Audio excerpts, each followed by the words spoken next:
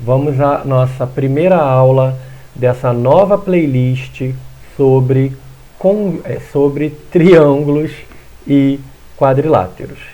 Então, para a gente iniciar, a gente precisa definir o que é um triângulo e entender os seus elementos, ok? Então, primeiro, a gente diz que triângulos são polígonos formados por três lados.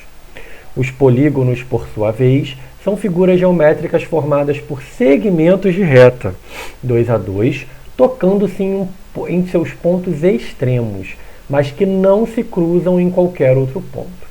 Sendo assim, os triângulos herdam dos polígonos algumas características e propriedades básicas. Então, como foi falado, se nós temos aqui, por exemplo, três lados, que se tocam em seus pontos extremos e não se cruzam, nós temos um polígono.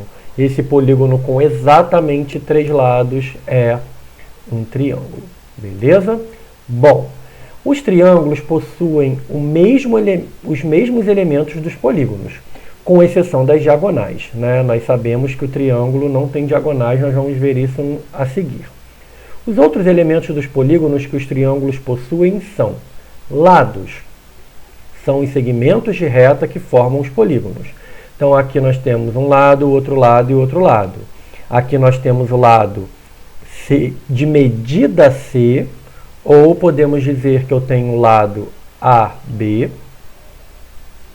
Eu tenho o lado de medida B de bola, ou o lado AC.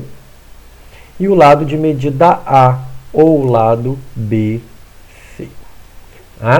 Vértices são os pontos de encontro entre os lados. Então, o A é o ponto de encontro do lado AB com o lado AC. É o vértice A. Aqui ele representou por um pontinho. Aqui nós temos exemplos. O vértice B, que é o ponto de encontro do lado AB com o lado BC. E o vértice C, que é o ponto de encontro do lado AC com o lado BC. Ângulos internos, no nosso caso aqui a gente tem alfa, beta e gama, são três letras gregas, Aqui em geral um ângulo interno.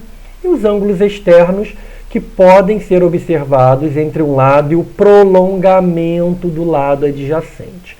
Então, quando você estica, falando vulgarmente, quando a gente estica um lado do triângulo, a gente consegue, claro, formar um ângulo externo. Beleza? Então, esses são os elementos principais. Então, aqui nós temos um exemplo. Primeiro, uma coisa que não foi falada aqui é como é que a gente pode dar nome a um triângulo.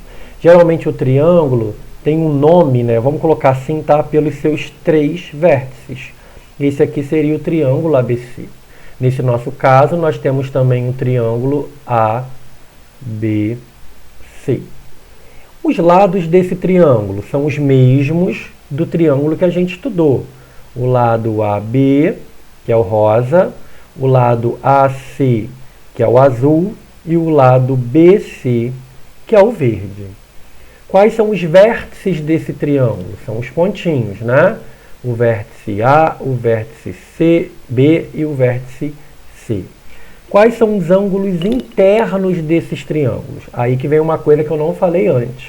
Por exemplo, o ângulo alfa, eu também posso chamá-lo de ângulo BAC.